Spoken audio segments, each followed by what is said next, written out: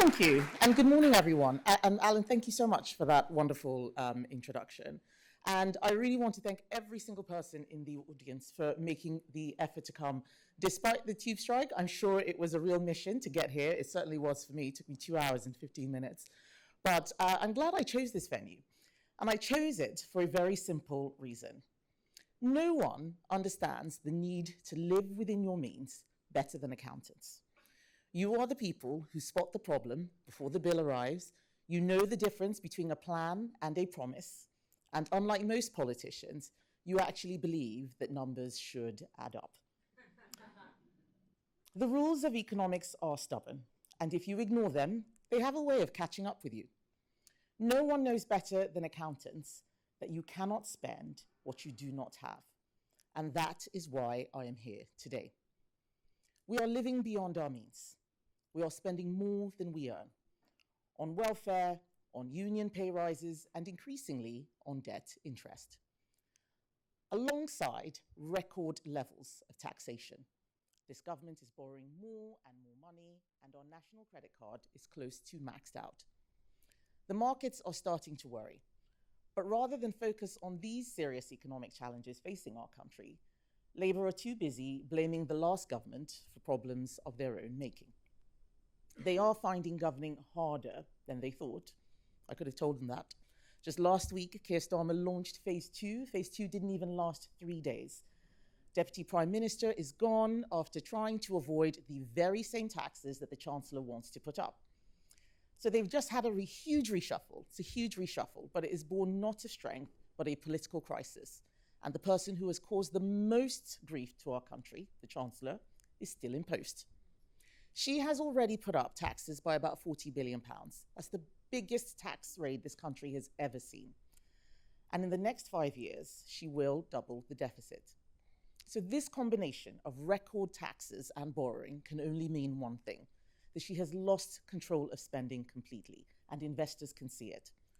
I warned this summer that we could face a bond crisis if we carry on like this. And this autumn, like a risky customer, the markets are charging us more to borrow than at any time in the last 27 years. This isn't our destiny. It is happening because of the terrible decisions that Rachel Reeves made.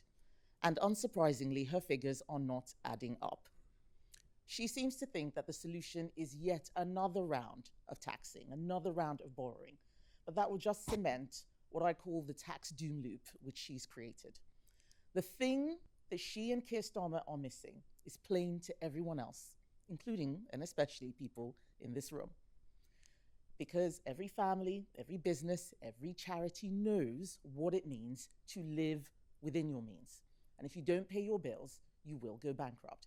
If you max out your credit card and the late notice charges start piling up, there's only one answer: cut your spending. This is a fact of life that we all have to live by. Ends must meet, and if they do not, there will be consequences.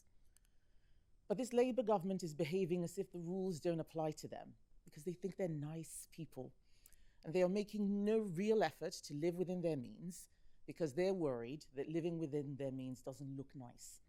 So instead, they are leading Britain into a deeper and deeper crisis because of their pride. And I don't think that people have realized yet just how bad this mess is. Our children will someday have to pay back the debt that Rachel Reeves is now taking on. They will grow up in an uncertain world.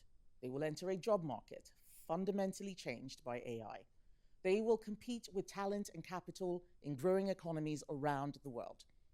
They will pay for our health, our social care, for the pensions we draw, for the services we need. And on top of all that, they are going to be saddled with paying for Rachel Reeves' wasteful borrowing. That is not fair. She promised to stick to the fiscal rules that she inherited. She broke that promise at the earliest opportunity to go on a borrowing spree. And what did she spend it on? Inflation-busting pay rises for the unions, the same unions that are going on strike right now. She spent that money on Ed Miliband's pet energy company, an energy company that won't produce a single watt of power, and a bill for sickness benefits that are spiraling out of control. Our children will be paying for all of this with interest on top, compounded over decades. They may end up borrowing to pay off the interest on this borrowing. This is like taking a credit card out to pay off another credit card. Nobody in the real world thinks that this is sustainable. There is a hard truth that we must face up to in this country, that we must be brave enough to confront. Britain's standard of living is not an entitlement. It is the sum of our collective efforts. There is no guarantee that we will enjoy a particular quality of life just because we are the United Kingdom. If we want it, we have to earn it. If we want to stay wealthy, we have to produce wealth. We cannot print it. And those politicians spending money on things we cannot afford or making promises they can't pay for are misleading you. They are fooling you. And your children, my children, our children will pay the bill. The Conservative Party is the only party that is talking about this. We seem to be the only party that understands this. And under my leadership, we will continue to tell these simple economic truths. Back in 2010, we inherited from the Labour Party a deficit never seen before in peacetime history. Gordon Brown had not fixed the roof while the sun was shining, so when the financial crisis came, we were exposed. The state was borrowing £1 of every £4 it spent. And it was the Conservatives, as usual, who were elected to clean up an economic mess. We came into office with a clear plan. We were honest with the public about what needed to be done before the election. We took difficult decisions, and Labour hated and voted against each one. But we reformed welfare, so millions more got into work. And we brought down the deficit every single year until the pandemic. And I'm not saying that everything we did was perfect, because if it was, we would still be in government. That's a fact. But we did take some hard decisions so that when a storm came, a once-in-a-century pandemic, we could act. We saved jobs, we protected livelihoods, and we kept businesses afloat. We got the country through it. But the pandemic is now over. Yet this government is borrowing for day-to-day spending, for welfare, for public sector salaries. Their only money-saving idea, the Office for Value for Money, is now being closed down because it cost the taxpayer £1.6 million. This is not serious. The problem is that the more Rachel Reeves taxes us and the more she borrows, the less we will grow. She put up employers' national insurance. We warned them this was a tax on jobs, so it proved to be. Unemployment has risen every month, bar one, since Labour won the election. These numbers aren't just statistics. Each one is a career terminated, a service never rendered, a family with plans ruined, a household in hardship. And what no one ever sees is the jobs that weren't created as a result of these taxes, or the young people who didn't get their first break. And to cap it all off, the government have let the trade unions dictate a raft of new burdensome red tape. They are, right now, pushing through an employment bill that increases trade union power and guarantees more strikes like the ones crippling London today. That bill will destroy probation periods as we know them and bring in day one rights that put young people and people coming off benefits at a disadvantage. And in a move we have never seen before, all 5 of the major business groups have come out against these new regulations. Angela Rayner was the champion of this war on enterprise. But now that she's gone, I say it's time for the government to drop this bill and go for growth.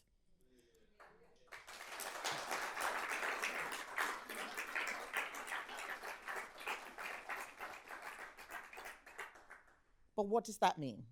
It means backing business, not taxing business, better limited regulation, controlled lower taxation, cheaper abundant energy. These are the essential ingredients for growth.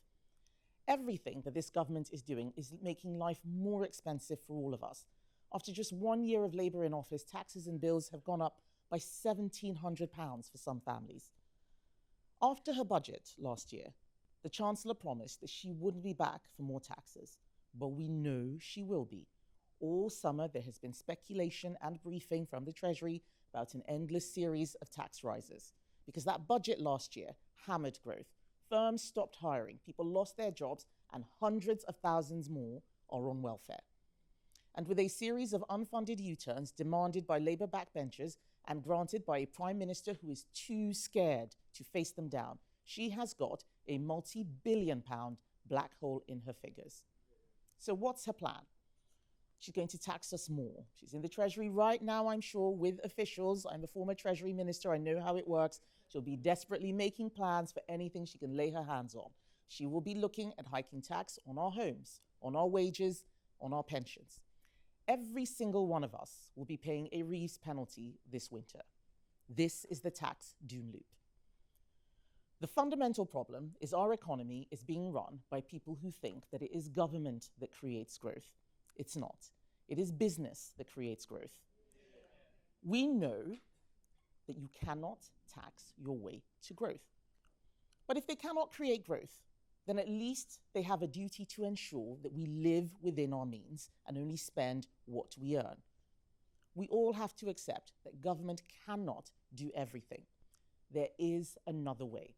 We need to have difficult conversations, not just about what government can do, but about what it cannot do. State spending is nearly half of GDP. Nobody sensible thinks that's sustainable. But as usual, the Conservatives are the only party really making this case. We are the only party fighting to protect the money you earn. The only party arguing the government has to live within its means. Every single other political party in Parliament today, every single one, wants to increase welfare spending, and they voted to do so. They want to lift the two-child benefit cap. They don't mind that our sickness benefits bill alone is on course to reach 100 billion by 2030. There are some people in government who must know that things need to change. You can picture their faces looking at the latest OBR figures, but the truth is they came into government with no real plans for how to save money, only how to spend it. That's why they are in trouble. And that is why today I am making the Prime Minister a serious offer, because the Conservative Party will always act in the national interest. If he is serious about cutting spending and really bringing down the welfare bill, we will help him.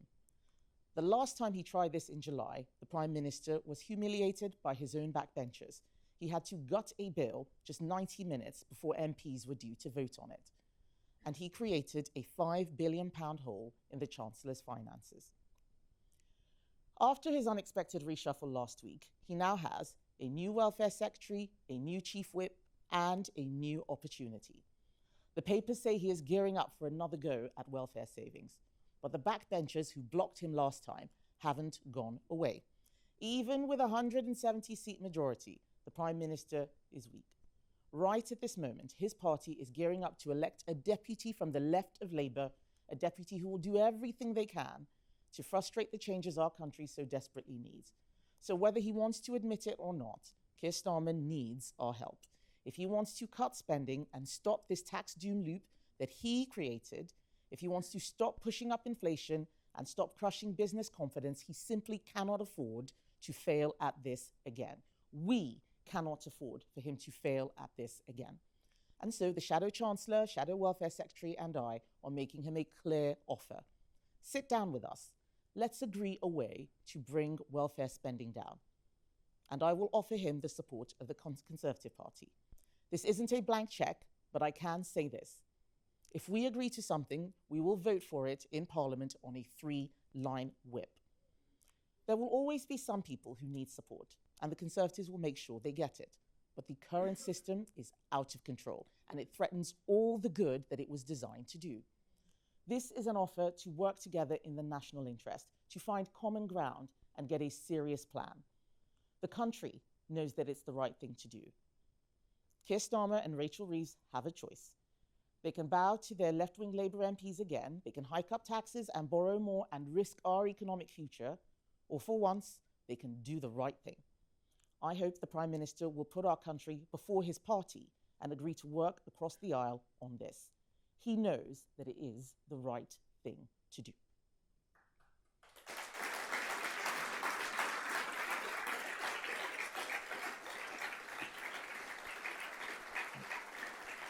Thank you.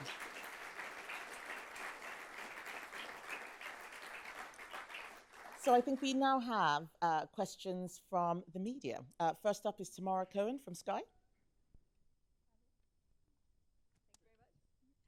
Tamara Cohen, Sky News. You said that you want to help Keir Starmer bring the welfare bill down.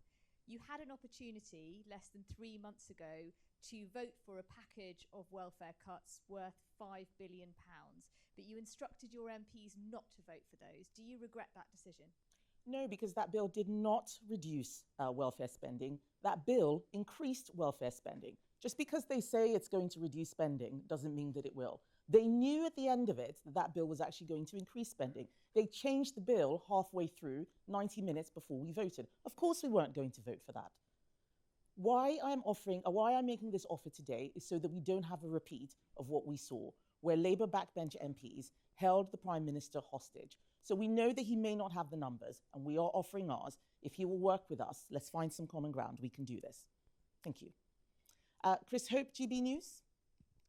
Chris Hope, GB News. Last night at the Parliamentary Labour Party, Keir Starmer talked about Reform UK twice. He talked about the Green Party as the problem facing Labour. Today, Bridget Phillipson talks more about reform, doesn't mention the Tory party. You haven't mentioned reform at all in your speech. Do you worry that you're sliding into irrelevance in politics as a party? Reform want to increase welfare spending. I did mention them. I said every single other party. They don't get any special treatment. They're just as bad as all the other left-wing parties. Yeah.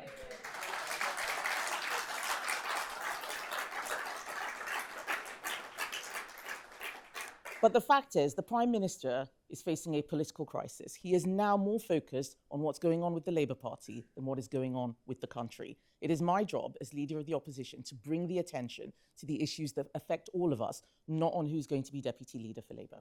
Thank you. Next question from Helen Katz, BBC. You've previously said you could save £12 billion off the welfare bill over 5 years. Is that a target you would stick to, or would you be flexible on that if you could get this cross-party agreement up and running? Well, so Helen, you're talking about the reforms which we were going to bring in at the last election and which we've been talking about since. We do need to bring the welfare bill down. The specifics will be for us to discuss. Let's find some common ground. But right now, we cannot be in a situation where the bill is going up and up and up. It may be that we can find more, but what we need to do right now is find some common ground and actually start making savings. Because if we don't do this really soon, it's going to be too late. Max Kendricks from The Times. Thank you. The annual cost of the triple lock on pensions will reach £15.5 billion a year by 2030, 3 times higher than originally predicted when the policy was first introduced. So, I mean, that's a huge part of the welfare state that so far both parties have committed to keep. If in this hypothetical cross-party committee Labour suggests getting rid of the triple lock, would you support that? No, the triple lock is Conservative policy, has been, and it continues to be so. We need to start with where the immediate problem is. People are out of work. We have 1 million more people out of work since the pandemic.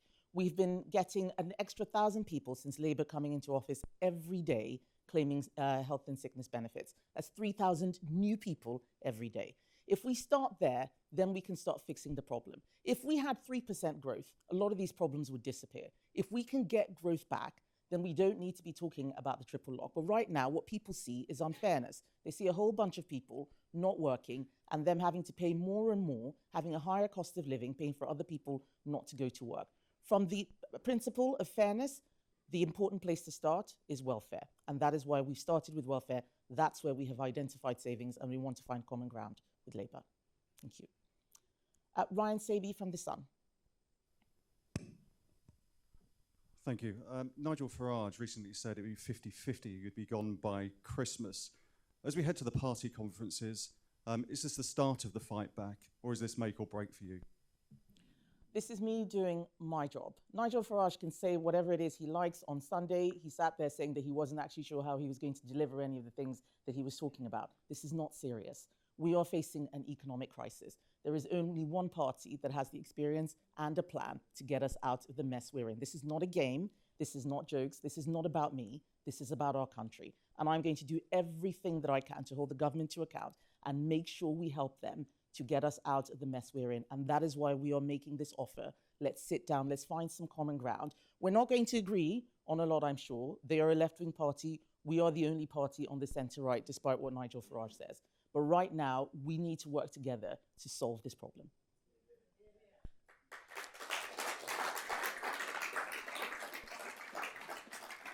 Camilla Tominey, Daily Telegraph.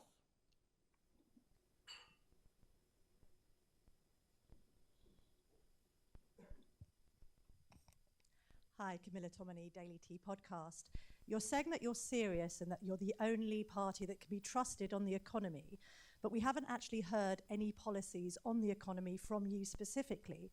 Some think that when the Tories were in office, they were actually anti-business by putting up corporation tax, that you didn't keep income tax down enough. What are you actually going to do, for instance, on tax? And I don't mean outline your manifesto now, but give us some ideas that you might be exploring. So thank you, Camilla. As a former business secretary, I know exactly what business was telling us. And there are many mistakes that the party made. I wasn't the Chancellor. I wasn't in the Treasury. I am now trying to show that the Conservative Party is under new leadership, and we need to show that we are authentic Conservatives. That starts with fiscal responsibility, living within our means, but also recognizing where money comes from. It's not just sitting there in a bank or being printed. It has to come from business. So we need policies that are going to get business booming again.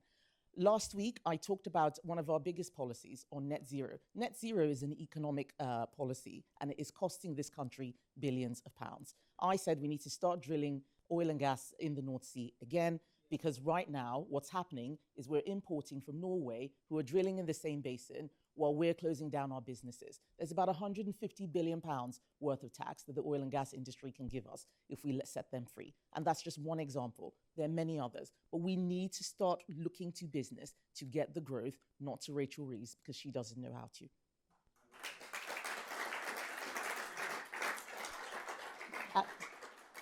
Dan Martin. Hi. Just on migration, the government says it wants to restrict the interpretation of the ECHR to reduce the number of small boats. I'm just wondering if you think that is enough, or should the government go further? We will announce what we're doing on the ECHR. I have said that if we cannot control our borders without leaving, then we should leave. But we need a clear argument and a clear plan, understanding the consequences. But do I believe what Labour is saying? Not really. I remember when Shabana Mahmood was signing letters saying we shouldn't deport foreign criminals. She actually signed those letters. They voted against all of the measures which we were trying to bring in to bring down immigration. They promised to smash the gangs. No gangs have been smashed. They cancelled our Rwanda deterrence plan without something in place. Now we've seen crossings go up by an extra 1,000. So I'm not really convinced that their heart is in this. I don't believe that a Labour Party that believes in open borders and thinks controlling borders is racist is going to do anything at all about migration. And so far, I've been proved right. Harriet Lyne, Daily Mail. Thank you. Figures out today show that the number of sick days taken by British workers is at a 15-year high, almost 2 weeks on average. What do you think is going wrong?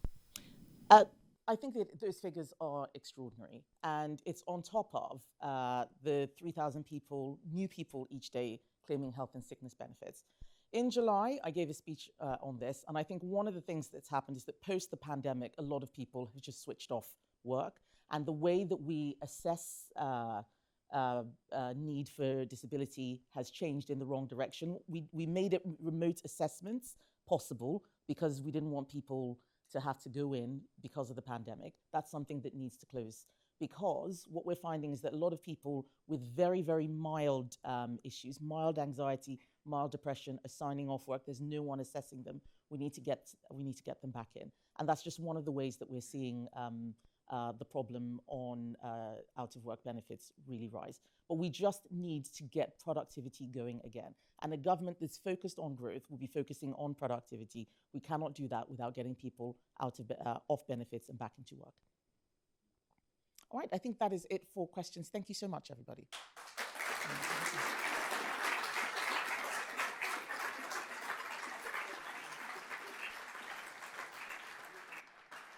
Thank you very much, Kemi, for that. As you said in your speech, engaging with business understanding is really essential to finally unlocking the growth that this country needs. And with that in mind, we've been asking our members at ICAW about the real issues that they're concerned about. And they've come back with issues around public spending, AI, growth and investment. So I wanted to explore some of those if I can. And we'll start with the last one, growth and investment. So we've heard very clearly this morning about the need for stronger growth. Confidence amongst our members at the moment through our business confidence monitor is at an all-time 3-year low. So they tell me that rising costs, complexity, and constant changes, so as well as the upcoming employment rights bill. Sorry, I'm just going to take this cushion because it's not comfortable. That's fine. I'll do the same. But they're telling us it makes it harder to invest. So beyond tax, you talked about that. Can we explore a bit more what more you think the government needs to do to help businesses get the confidence they need to plan, invest, and grow? So one of the most frustrating things about being business secretary was understanding the issue but not having the levers. And the most frustrating thing that business experienced was just the lack of certainty. Things changing again and again. Today we're doing this, tomorrow we're doing that, and they couldn't plan. Business needs certainty in order to invest. So providing an environment where they have that certainty is really critical. And that means setting out what a Conservative government's roadmap looks like. So that's one of the key things. But we also need to look at what business is asking for. They are overburdened by red tape. This is one of the things that is not looked at enough in government right now. You talk to a business, especially a small business, they complain about even the local council bringing in more and more regulations for them to comply with. And we may see the businesses that close, we never see the ones that never start in the first place. So it's quite critical that we reduce the burden of regulation. That's the work that we're doing right now. Labour's employment rights bill with more trade union powers, more strikes, day one rights, which will make life much harder for younger people and those looking for their first job. This is just yet another burden the business has to carry. And one of the things that I want to do is lift the burden off business. They're the ones who will create that growth. So a deregulatory package is going to be required, and one that gives long-term certainty, not just certainty for the next year or until the next budget. Okay. So in my question before, I just said beyond tax, but it would be remiss of me not to ask, we're 2 months out from the budget, and given your time in government, your experience, and also the challenges and difficulties of delivering reform in practice, if you were setting the next budget, hypothetically, what would you prioritise, and why would you do so? So I would prioritise those elements which encourage people to take risks. I think that we have turned into a country that is afraid to take risks. That's where all this regulation is coming from.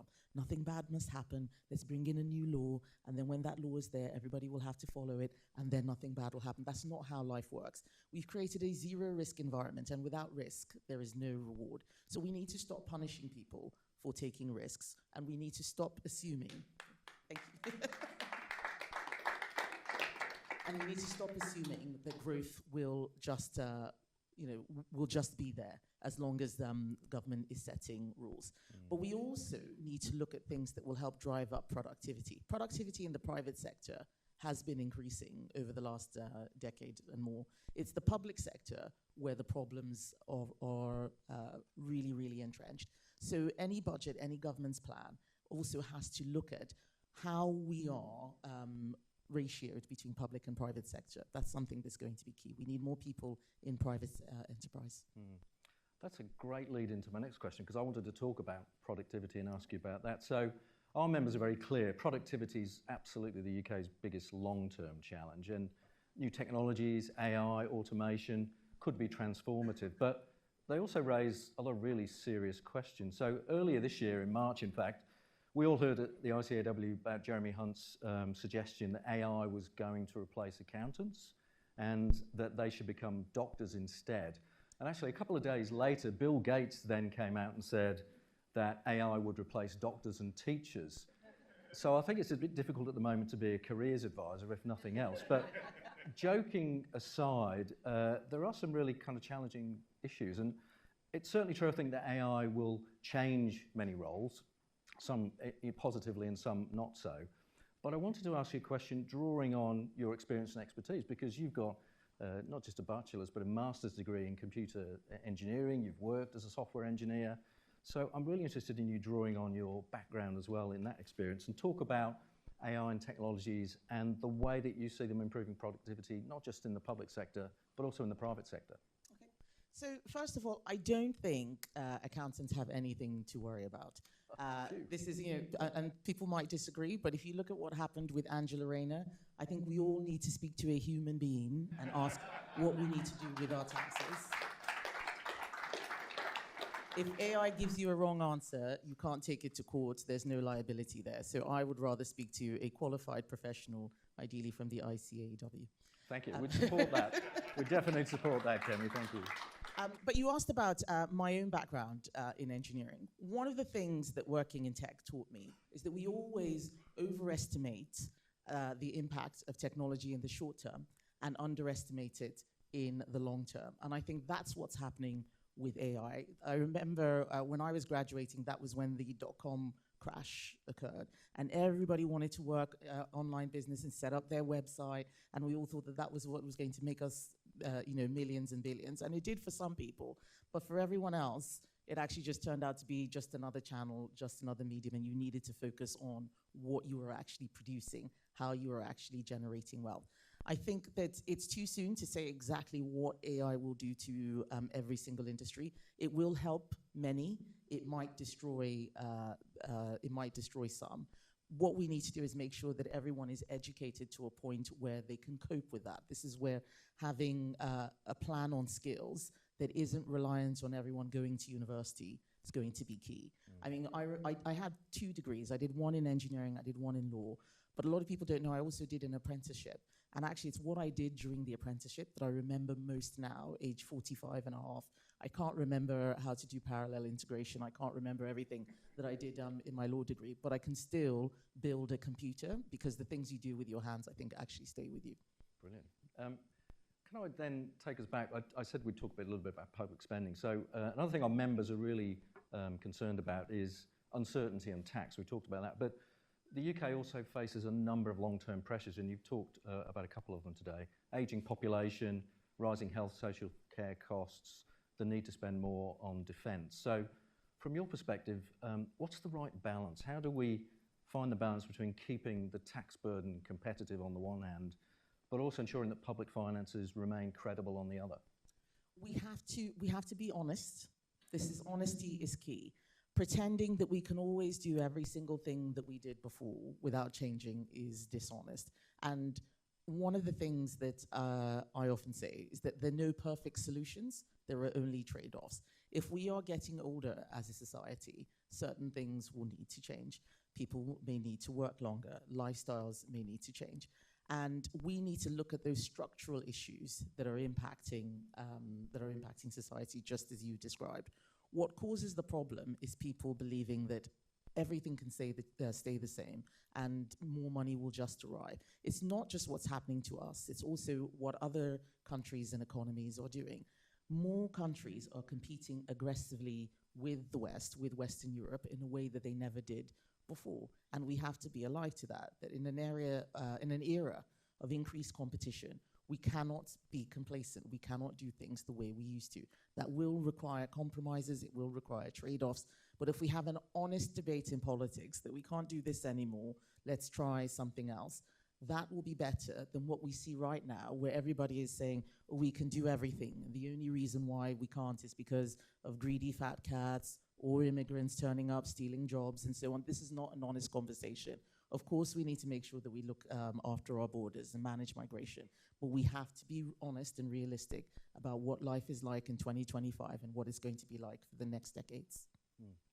I'm going to ask a last question now, and if we get time, we'll invite the audience to ask a question or two in the next 5 minutes or so. But it's about engagement with business. So I've talked before about the fact that we have over 200,000 members. They're working with 3 million businesses across the UK, and they cover the smallest organisation through to the very largest. And they consistently tell us that certainty, clear communications on policy matters are really essential, and you've reflected that, I think. But how do you see government working more closely with organisations like ICAW and others to make sure that the voice of business is really properly reflected in policy? But by listening, and I mean honestly listening. I was horrified when senior business people would come into my office as business secretary, and I know quite a lot of my shadow cabinet had this experience, and would explain the consequences of policy which had been designed probably years before, by people who'd never worked in business, never run a business, to meet perhaps a philosophical or ideological objective. If I think about the extended producer responsibility deposit return scheme, a business was, shedding its hair at the way these policies had been designed. So we need to get business actually involved in writing policy, in helping designing policy. There is an assumption in Whitehall that business is only looking after its own interests. I think that's completely wrong. I think that creating jobs, creating a profit is corporate social responsibility. And by doing so, it helps make a healthier economy. And so we should listen to business. Of course, we should be alive to vested interests and those who don't want competition, who want monopolies or oligopolies. But if we listen to business and listen to them explain what the consequences of certain policy decisions will be, we will end up in a much better place. We don't need, many more business councils and, all sorts of apparatus which you find in government, which actually end up being Potemkins or way to fob off business while doing what they were always going to do instead. I hated being in those meetings. We need to have real discussions, real conversations, and that will often mean government hearing things that it doesn't want to hear or doesn't like hearing, but it'll be the truth. Thank you, Kemi. We've got a couple of minutes left, so it's okay with you. I might throw to the audience 2 minutes.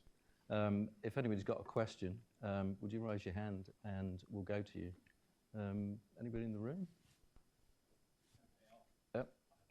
We'll go here first if we can. Bring the mic through. Oh, sorry, we've got one at the back and then we'll come to you and then we'll close. Thank you. So at the back, if you want to go first, just say who you are and where you're from. Hi, I'm James from the Conservative Disability Group. And while I agree with Kemi that we must cut welfare and it's unsustainable, do you agree that we need to invest in access to work, mental health services to support and those with disability as well? Yes, and those have always been policies which we created. Getting people into work is the key thing. And having people sitting at home claiming benefits is not good for the economy, but is also not good for many of those individuals as well. And this is what is so terrible about the very low level conditions being signed off work, when actually work would be almost a way to help people deal with those conditions. Thank you. And your question? Hi, I'm Emma McClarkin. I represent the British Beer and Pub Association. I want to thank you and your Conservative colleagues for the opposition debate last week on hospitality, a sector that the Bank of England has recognised has been hit the hardest. We've lost 89,000 jobs, but we have so much to bring to the table. I represent the beer and pub sector. That's 1 million jobs. But we have received over 853 million of costs in this year alone since the last budget. Will the Conservative Party continue to support the Great British Pub by making sure that we get permanent core components of our costs come down, like business rates, with permanent reform to rebalance that, so we can keep contributing to our local economies, but also socially to the communities that we knit together? Emma, you've done a very great job speaking up for the Great British Pub. I think all of us are in despair at how our local pubs are closing. I see it in my constituency as well. And we have various campaigns to actually save pubs in our country. But reducing the burden of regulation that they have is absolutely key. Hospitality is the #1 sector hit by many of the changes in the budget.